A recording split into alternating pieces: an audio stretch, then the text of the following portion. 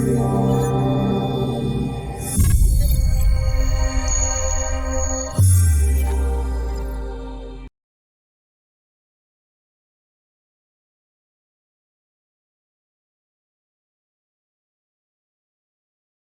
people think kosher means blessed by the rabbi, right?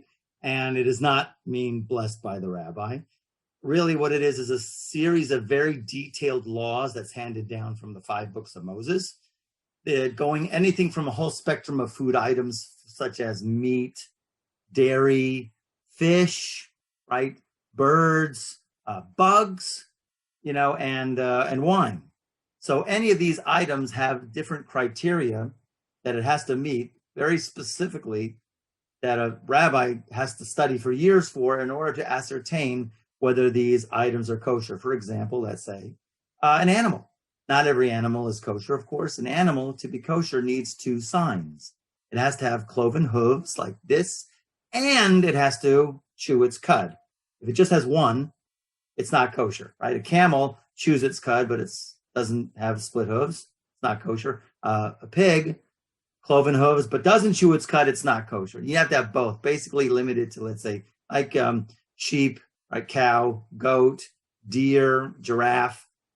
And then that's just in the meat section, and then how it goes into slaughtered, how it's, and then prepared.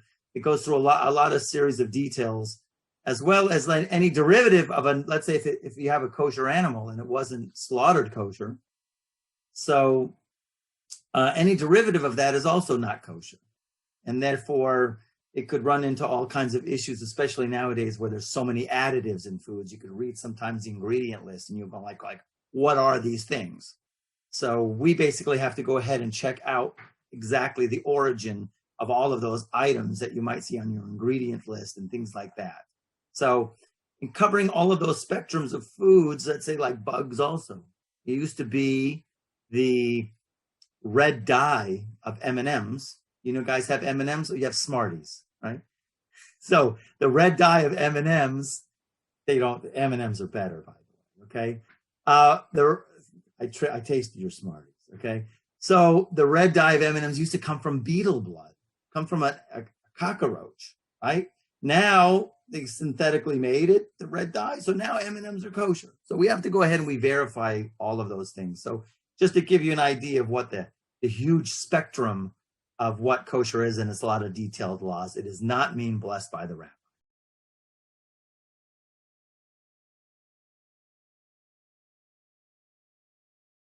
First of all, the verse really which most sticks out to most people in terms of getting involved in cannabis biblically is a verse in Exodus chapter 30, verse 23, which speaks about the anointing oil. There was a special anointing oil that they would only pour on the king or the high priest or the temple vessels. And this oil of anointed has a mixture of spices in it. And one of the spices, it's called Kane in Hebrew, Kane Bosam. Kane Bosam literally means fragrant cane, okay? And some people, because of the way that it is pronounced, many commentators say Kane Bosam. If you squeeze those 2 words together, a fragrant cane, Kane Bosam, it sounds like cannabis.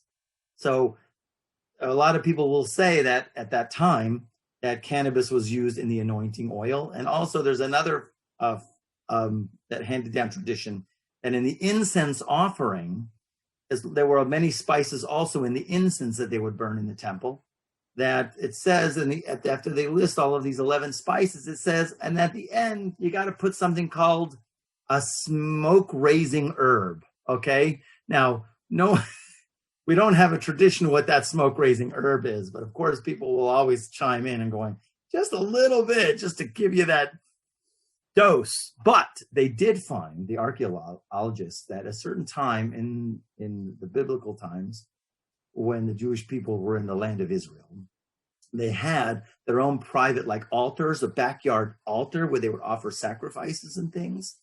And they didn't have the instrumentation until recently to try to find out what it is that they were burning on these altars. And they just found out just recently that it was cannabis that they were burning on these altars. That is totally verified, okay?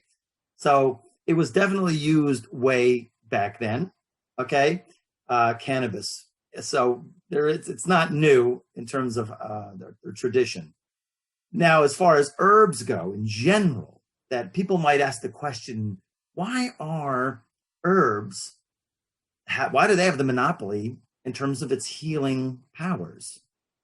So there's a great rabbi who gave the idea of where they got it from, of how we want to know in terms of the spiritual sense of, like, we understand that God made a creation.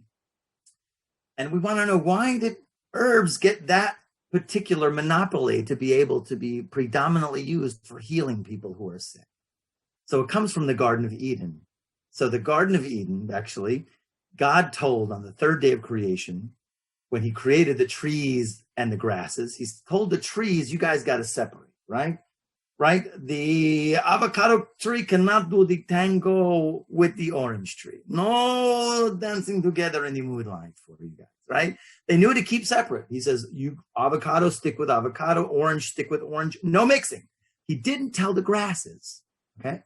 And the grasses are sitting there going like, well, what are we going to do, right? So they had this kind of consciousness meeting going like, okay.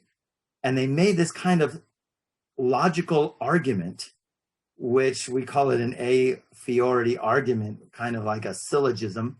And they say, well, if the trees were told not to mix, and they don't mix anyways. I mean, this tree's over here and they don't mix.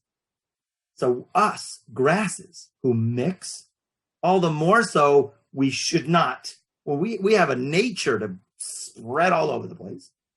We are therefore going to not mix. If, in other words, if the trees which don't mix follow the logic, and they were told don't mix, and they don't mix. So us who have a nature to mix, we all the more so are not going to mix. So they made this like unanimous decision on their own. So God saw that and he says, you guys, just amazing. You thought of this all by yourself. You came up with that. So God rewarded the herbs with the gift of healing. So that's why we see in the world, in general, most medicines come from herbs. Now, it's an amazing that these days that this herb, which I don't know how many, 30 years ago, 20 years ago, the medicinal properties were not revealed, right? And now they're very much coming out. The science is coming out in terms of the healing powers of this, and it's getting more and more widespread, the knowledge of it.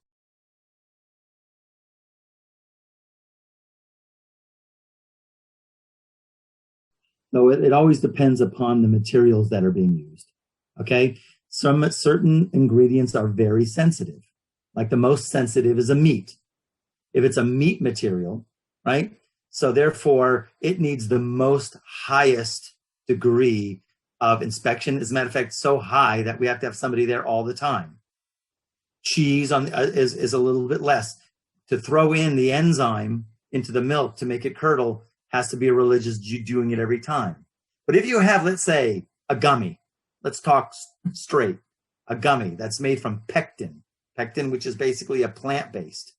And then you'll have flavors, right? So you'll have basically, and you'll have sugar or corn syrup or anything else that goes into making a gummy. Those are very easy to certify. Because why? We basically have to make maybe anywhere between 4 to 6 inspections a year, unannounced. We have to make sure we're unannounced, because otherwise, if you knew that the rabbi was coming, you'd hide the baking, right? So you can't know the rabbi's coming. Hey, it's a bust. It's a kosher bust. Everybody down, right? So it's basically a pop-in. We call it pop-in or unannounced inspections 4 to 6 times a year. If it's basically the ingredients are basically all par ingredients, not so sensitive, right? Oils could be more sensitive because it could be beef, because a lot of oils actually, even though let's say it's a coconut oil, a lot of people will make a CBD product using MCT oil. Most places actually use the MCT. Now, MCT needs kosher certification, even though it's a coconut oil. And the problem is because of facilities which produce the MCT oil could also produce a non-kosher beef oil. So in other words, if Monday they're running their beef oil, not kosher, and then on Tuesday they want to run their MCT oil on the same equipment, it results in a cross-contamination and the MCT oil is not kosher.